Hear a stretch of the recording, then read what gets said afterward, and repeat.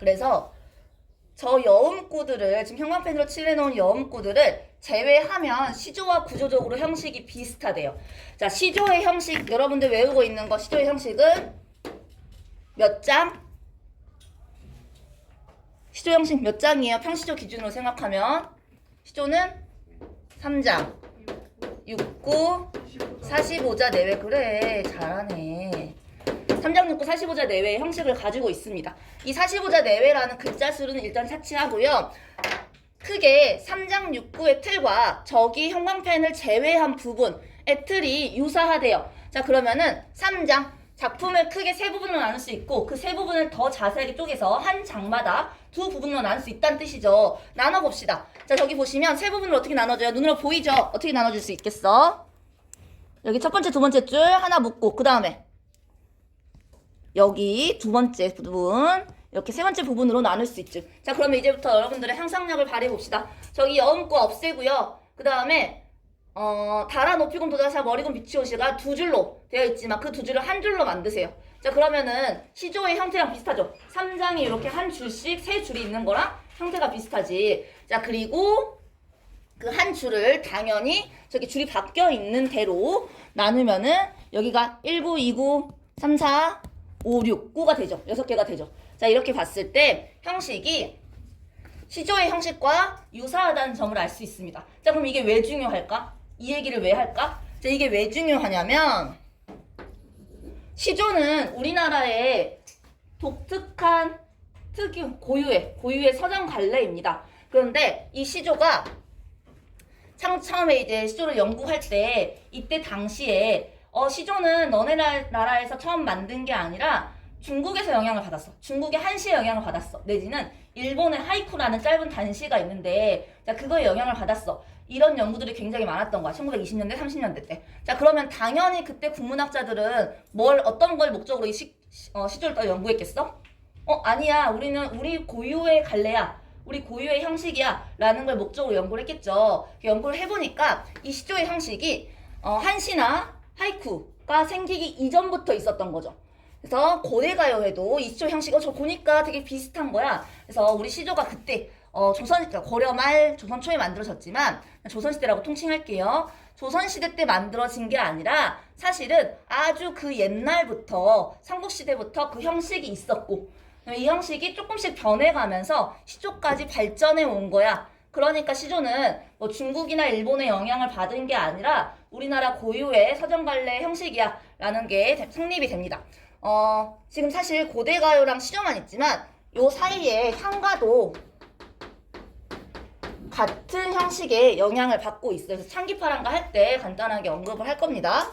그래서 시조의 형식, 세 줄짜리 요 3장 6구라는 이 시조의 형식은 그 이전부터 우리나라에 있었던 서정 관례의 영향을 받아서 만들어진 것이다. 이렇게 알고 계시면 되고요. 자, 우리가 이제 본문을 할 텐데 잠시만 이거 지우고 할게.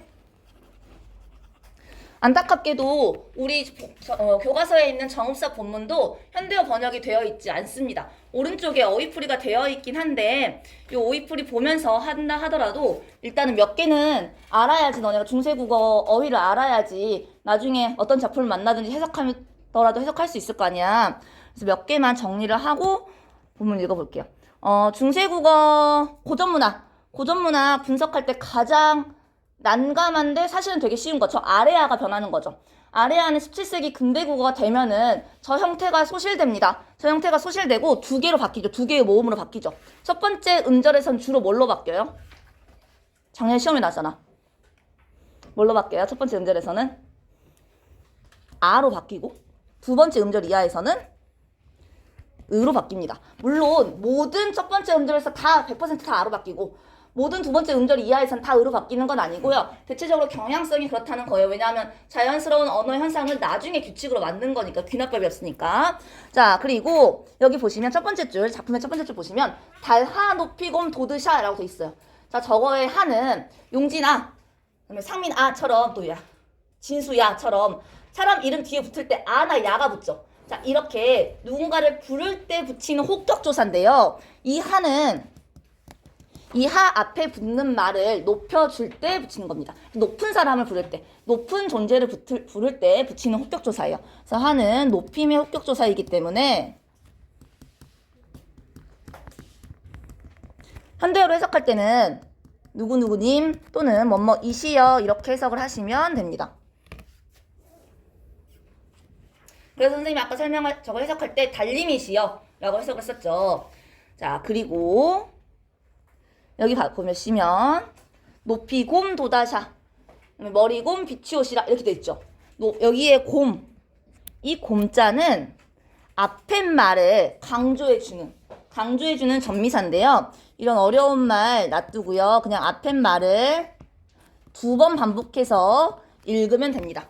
자, 그래서 높이 곰은 높이 높이, 머리 곰은 멀리 멀리, 머리 머리 이렇게 읽으시면 돼요.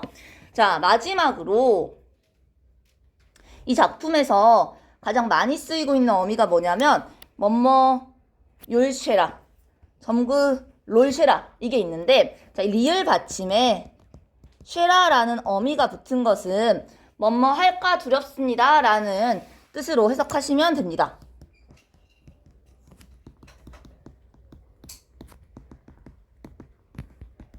뭐뭐 할까 두렵습니다 이런 뜻으로 해석을 하시면 됩니다. 요거 생각하시면서 본문 해석하면서 하나하나 볼게요. 자,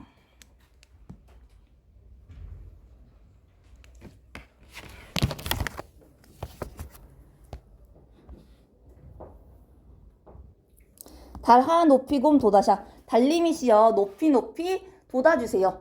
머리 곰 빛이 오시라 멀리 멀리 비춰주세요. 자, 그럼 달한테 뭐 하고 있니? 시적 화자는 달아 어떻게 해주세요. 달님 이렇게 해주세요. 저렇게 해주세요 라고 자기가 원하는 바람을 기도하고 있죠. 기원하고 있죠. 그래서 이때 달은 기원의 대상입니다. 자, 왜 높이 높이 돋으시고 멀리 멀리 비춰달라고 기원을 하는 걸까? 자, 이거는 두 번째 저제 여럿인 거예요. 이 파트 보시면은 아, 저걸 어떤 걸 기원하고 있구나 하고 알 거예요. 자, 두 번째 보시면 저제 여럿인 거예요. 저제는 저자 플러스 축격조사 이예요. 그러면 저자가 뭐예요? 저작거리. 사극에서 저작거리 나오면 어디 가는 거야? 어디 가는 거예요? 저작거리 간다고잖아. 양반이랑 양반이 몸종 데리고. 저작거리에서 뭘 팔기도 하죠. 어디예요? 시장. 자, 시장에 여다는 가다라는 뜻입니다. 그러면은 저제 여럿인 고요는 저자에 가 계신가요? 라는 뜻이에요. 배경소라 생각해 봅시다. 정읍이라는 지역에서 어떤 한 부부 중에 남편이 일을 하러 떠났다고 했죠. 어디로 일하러 떠난 것 같아? 저기 세 번째 줄을 보면은 시장으로 일하러 떠난 것 같죠. 네, 여기 정읍사의 부부는 남편이 행상하러 다니는 사람입니다. 그 물건을 다른 지역의 시장에 갖다 팔고 이렇게 돈을 얻어오고 뭐 이렇게 도매상 같은 거지 지금에 이를테면. 행상하는 사람인데 이 사람이 시장에 가 있는데 돌아오지 않잖아. 배경설화에 의하면. 그러니까 달님한테 기원하는 건 어떤 내용이겠어? 높이 높이 돋아서 멀리 멀리 비춰주세요 라고 하는 건 남편이 돌아오지 않으니까 남편이 무사히 돌아올 수 있도록 길을 밝게 비춰주세요 라는 뜻이죠. 자, 즉 남편의 무사 기원을 기원하고 있습니다.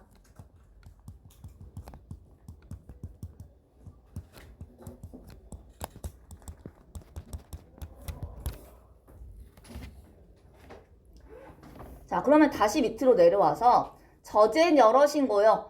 진대를 디딜까 진대를 디딜세라 라고 했어요. 진대를 디딜까 두렵습니다 라고 해석할 수 있는데 진대가 뭔지 모르겠지만 시적 화자한테는 좋은 거예요? 나쁜 거예요? 거기를 디딜까 두렵다고 했으니까 나쁜 거죠. 자, 진대는 나쁜 겁니다. 자, 진대를 디딜까 두렵습니다. 이 진대를 해석하는 게 이 작품의 전체적인 의미를 파악할 수 있는 건데 이 진대는 3가지 정도로 해석이 됩니다. 저 단어 뜻 그대로 해석을 할 수가 있어요. 진대라고 하는 건 질퍽질퍽한 곳, 진곳이란 뜻이야. 그래서 진고, 뭐 진흙탕 이렇게 해석할 수 있고, 왜냐하면 남편이 행상을 다니는 사람이잖아. 행상을 다닌다는 건 산을 넘거나 물을 건너가지고 다른 지역에 가는 거니까 당연히 산 넘다가 질퍽질퍽한 웅덩이나 이런 함정이나 이런 데 빠질 수 있겠죠. 그래서 거기에 빠져서 돌아오지 못할까봐 걱정인 거니까 진대를 드릴까 두려울시라 진흙탕 진 곳을 드릴까 두렵습니다. 이렇게 해석할 수 있고 두 번째는 어떤 거냐면 생산을 다니다 보면은 위험한 일을 만나게 되겠죠. 호랑이를 만날 수도 있고 도둑, 산적을 만날 수도 있겠죠. 그래서 길에서 위험한 곳을 갈까 두렵습니다로 해석을 할 수도 있어요. 위험한 곳에 갈까 위험한 곳을 만날까 두렵습니다로 해석할 수 있습니다. 그 다음에 이거를 좀 더 문학적으로 해석을 해보면 진대라고 하는 건 남편한테 위험한 곳, 그러니까 지금 우리 부부한테 위험한 곳이잖아. 그래서 여기에서 부부라는 그 부부가 있는데 남편이 행상 나가서 돌아오지 않고 있다는 걸 감안하면은 남편이 행상을 나갔어요. 물건을 팔았어요. 돈이 생겼죠. 시장에는 물건을 팔고 사는 상점만 있는 건 아니죠. 유흥과 같이 딸려 있죠. 그래서 나 말고 다른 여자한테 빠져가지고 돌아오지 않을까 두렵습니다. 이렇게 해석을 하기도 합니다. 자, 그러면 세 번째는 일단은 그냥 기생집이라고 쓸 건데 우리 교과서에 나와 있는 대로 뭐 다른 데는 다른 여자라고 해석해 놓은 것도 있고 아니면 화류계 이렇게 해석해 놓은 것도 있고 뭐 다양해요. 어쨌든 나 말고 다른 여자한테 빠져가지고 돌아오지 않을까 두렵습니다. 이렇게 해석을 하는 겁니다. 자, 그 마지막 줄 보자. 어느이다 놓고시라. 어느이다 어느 곳에나 놓고시라. 놓고 오세요. 뭐를? 지금 부인이 바라는 거, 시적 화자가 바라는 건 뭐예요? 남편이 무사히 돌아오기만을 바라죠. 행상을 나갔어. 그러면은 물건을 다 팔았을 수도 있지만 물건 다 팔지 못하고 짐이 있을 수도 있잖아. 근데 이 짐보다 네가 무사히 나한테 오는 게 더 중요하다라는 거니까 저 사이에 어느이다 놓고시라. 어느이다 뭘 놓고 와? 짐을 놓고 와. 어느 곳에나 짐을 놓고 무사히 돌아오세요. 이렇게 해석하시면 좀 매끄럽게 해석이 될 거예요. 자, 어느이다 놓고시라. 어느 곳이나 짐을 놓고 오세요. 내 가논데 점그랄쓰라. 자, 이 부분이 또 문제가 되는 부분인데 내 가논데 내가 가는 곳이 점그랄쓰라. 저물까 두렵습니다. 이렇게 해석하는 건데 지금 이 작품의 상황에서 시적 상황에서 어딘가에 가 있는 사람은 아내예요, 남편이에요? 남편이죠. 근데 저기 주어가 뭘로 돼 있니? 나로 돼 있죠. 나는 지금 누구야 여기서? 시적 화자인? 아내지. 이상하잖아. 내가 가는 곳이 저물까 두렵습니다. 지금 어디 가 있는 건 남편인데 이건 아마도 이 작품이 예전에 쓰여고 나중에 구비전승 되다가 조선시대 때 이르러서야 한글로 기록되었기 때문에 그 사이에 뭔가 변형이 있거나 좀 소실되거나 이래서 이럴 거라고 이렇게 뭔가 의미가 어그러질 거라고 생각해요. 어쨌든 저 본문에 있는 의미를 그대로 해석하면은 요것도 중의적으로 세 가지의 의미를 갖습니다. 자, 일단 첫 번째로는 내를 시적 화자인 나 저 글자 그대로 해석할게요. 자, 그럼 저 나는 누구야? 아내죠. 아내가 갈 만한 곳은 어디겠니? 이적 상황에서 아내가 갈 만한 곳 망부석서라 생각하면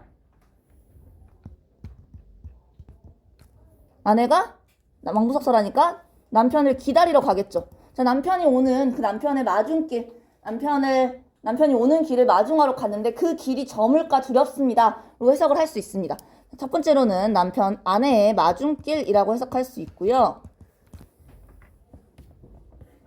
자, 두 번째는 간온데, 간 대상, 간 주체, 어딘가에 간 주체를 저 나라고 쳤으면 저 나가 남편이 되겠죠. 그럼 저기만 자꾸 남편 목소리가 나오는 거지. 자, 내 간온데 점그랄쓰라. 남편이 갈 만한 곳이 어디니 지금? 남편은 어디가 있을까? 시장에서 집에 돌아오고 있겠죠. 남편이 돌아오는 길이 저물까 두렵습니다. 로 해석을 할 수도 있어요. 그래서 두 번째는 남편의 귀갓길이 저물까 두렵습니다. 이렇게 해석할 수 있습니다.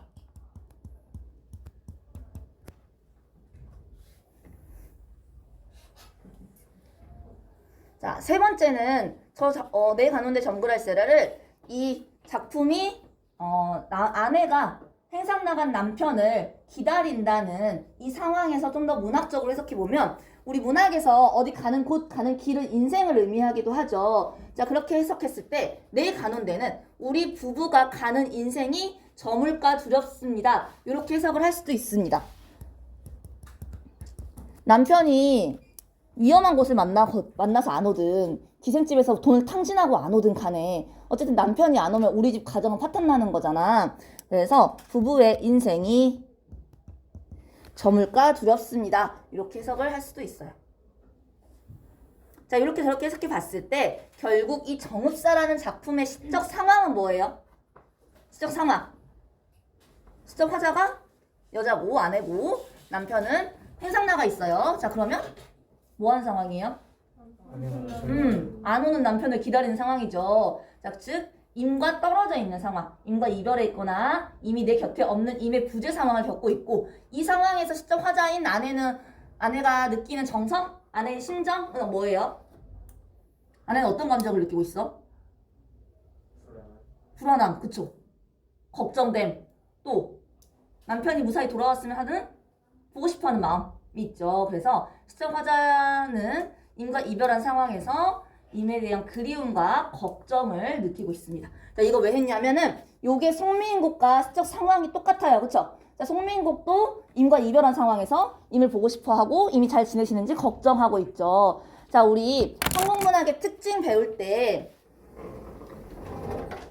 첫 번째 특징으로 뭘 배웠었냐면은 한해정서를 배웠었어요. 자, 한해정서 배울 때 그때 예를 들었던 작품이 가실이랑 공무도화가라는 고대가였는데 둘 다 임과 이별하고 거기에서 느끼는 슬픔, 그때 이별한 임에 대한 그리움 이런 작품들이 있었지. 자, 이렇게 우리나라 작품 한국문학에는 임과 이별한 상황에서 임을 그리워하는 내용들이 표현된 작품들이 굉장히 많다고 했는데 그때 배웠던 거 가실이랑 공무도화가 빼고도 송민국 우리 배웠고요. 그리고 이걸 연결시켜서 고대가요인 정읍사에서도 이별의 정환을 다루고 있는 작품이 나와 있다라는 것을 이렇게 수많은 작품이 나와 있다. 그래서 자, 한해정서를 배울 때 이거 같이 배웠었습니다.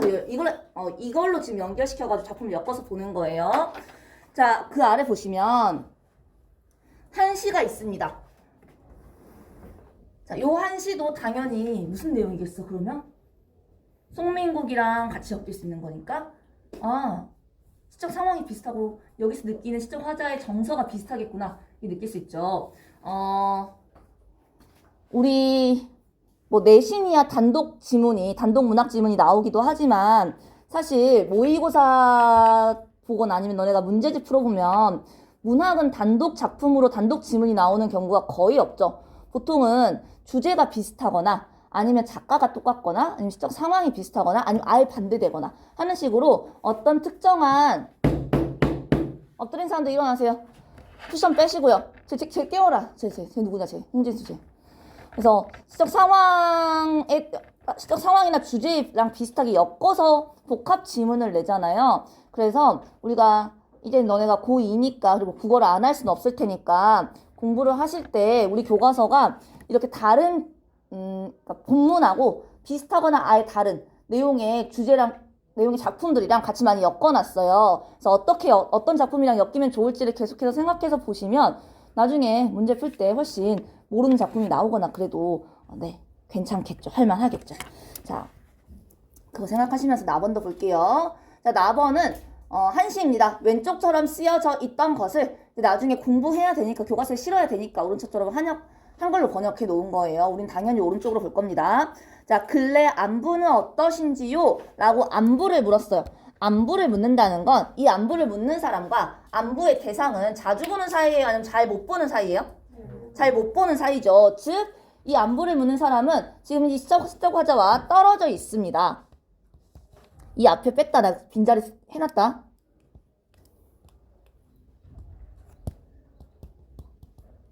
자, 부재한 상황이에요. 자, 이 시적 화자와 안부를 묻는 대상은 어떤 관계일까? 두 번째 줄을 읽어볼게요. 사창에 달 떠오면 하도 그리워. 저 사창이라고 하는 게 이 시적 화자가 누구인지 알려주는 단어인데, 시어인데, 요 사자가 비단사자예요. 여기 있는 건데. 비단이 걸려있는 창문에서 달이 떠오면 그 달을 보고 누군가가 그립대. 저 비단이 걸려있는 창문은, 자, 옛날에는 여성이 기거하는 방, 여인이 기거하는 방에는 비단을 걸어놓았다. 비단을 이렇게 치장해 놓았다고 합니다. 그래서 저 사창이란 단어 자체는 단어 뜻 그대로 하면은 비단이 걸려있는 창문이지만 그 창문, 그렇게 비단을 걸어놓은 창은 주로 여인이 기거했으니까 저 사창이라고 하면 여인이 기거하는 방이 되고, 그게 좀 더 의미가 확장되면 보통 여성을 가리킬 때 사창이라고 하기도 한데요. 그래서 이 사창이라는 단어를 봤을 때, 이 작품의 화자는 여성 화자구나 라는 것을 추측해 볼 수 있죠. 이 여성 화자가 방에 앉아서 달을 봅니다. 창밖을 봤더니 달이 보여요. 자, 이 달을 보면은 그리움의 정서를 느끼고 있네요. 자, 그렇다는 건 아마도 시적 화자인 여성이 안부를 묻는 대상은 누구겠어? 누구겠어요? 내 사랑하는 임이겠죠. 자, 그래서 이 작품의 시적 상황을 우리가 추측해 볼 수 있는데 여성 화자가 자기와 이별해 있는 떨어져 있는 임을 상대로 임에 대한 여기 그리움의 정서를 표현하고 있는 한시라고 볼 수 있습니다. 자, 얼마만큼 그리운지 세 번째 줄, 네 번째 줄 볼게요. 꿈속 넋 만약에 자취했다면 문학 돌길 모래로 변하였으리. 되게 멋있죠? 내 꿈속이 내 그 영혼이 만약에 실체가 있다면 내가 임을 찾아가는 길이 내가 수백 번을 왔다 갔다 해서 혹은 임 밖에 내가 우리 집 대문 밖에 임이 오셨을까 나가보는 그 행동을 수백 번 수천 번을 해서 돌이 모래로 변하였을 정도로 많이 다녀봤을 거야 라는 거지. 자, 그래서 임을 찾아가는 마음이 내 임을 찾아가는 마음이 임을 찾는 마음이 그만큼 간절하다 라는 것을 돌이 모래가 됐다고 표현했는데 실제로 돌이 모래가 되려면 얼마나 수백 년 1억 년 이상은 걸리겠지. 자, 근데 그만큼 많이 나는 왔다 갔다 하면서 임을 간절히 찾고 있다라는 거니까 과장법을 사용해서 임을 찾는 간절한 마음을 표현하고 있습니다.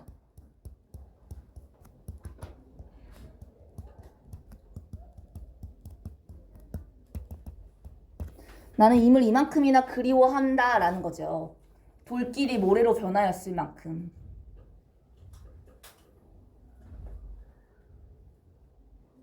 자, 그러면 여기 1번과 2번은 한국문학의 특징과 관련돼서 정리를 할 건데, 자, 시적 상황과 시적 화자의 정서 및 태도 측면에서 가나 다는 모두 어떤 상황이에요? 임과 떨어져 있는, 임과 이별한 상황이고, 여기서 느낀 시적 화자의 정서는 그리움 플러스 걱정.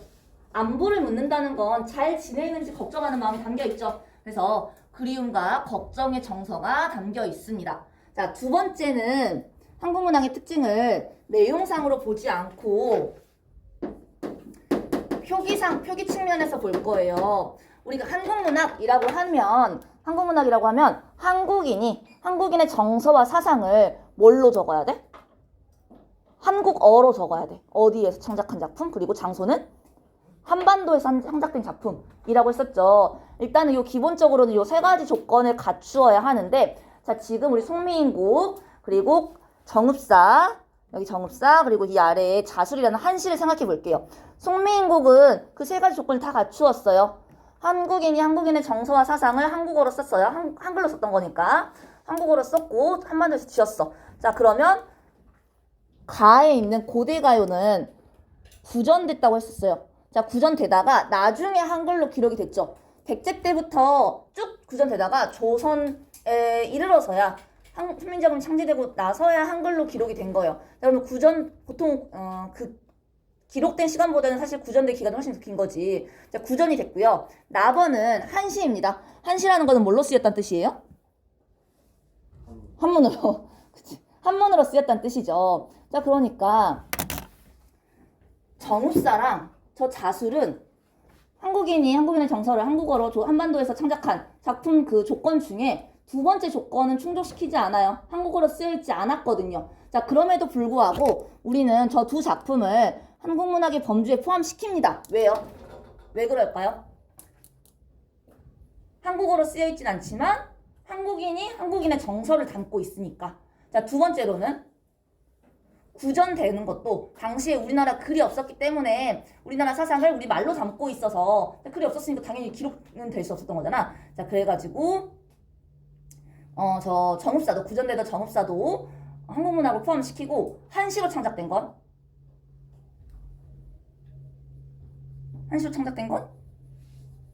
조선시대라는 중세 때 고려 조선 때 중세 때 한글이 있었을지라도 중국어가 한문이 당시 동아시아의 공용어로서의 역할을 한다고 했죠. 그렇기 때문에 공용어로 기능하는 한문으로 지어진 작품들도 당연히 국문학에 포함을 시킨다고 했었습니다.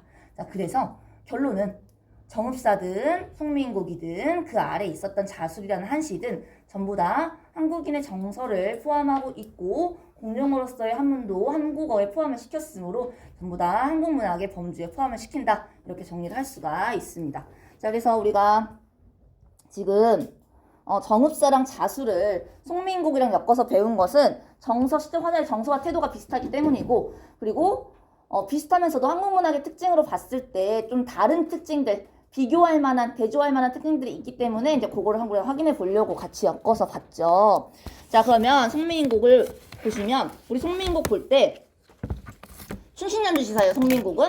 춘신연주지사는 관점에서 오른쪽 잠깐 넘겨보면 135쪽에 춘신연주지사라는 관점에서 정서의 정과정이랑 같이 엮어서 봤었어요. 그 135쪽 제일 아랫부분에 여기 조그맣게 도표로 정리해놓은 부분. 정서의 정과정이랑 같이 엮어서 봤고, 똑같은 가사 작품이고 같은 갈래이고 작가가 같다는 점에서 관동별곡이랑도 엮일 수 있는데 뭐 그걸 딱히 보진 않았죠. 그 다음에 우리 방금 했던 시적 화자의 상황과 시적 화자의 정서가 같다는 측면에서 정읍사랑 자술이랑도 같이 엮어서 봤습니다. 이렇게 우리 다양한 작품이랑 엮어서 보고 그거 좀 습관을 하셨으면 좋겠어요. 자, 이렇게 해서 우리가 송민국 전체 다 끝내면 되겠네요.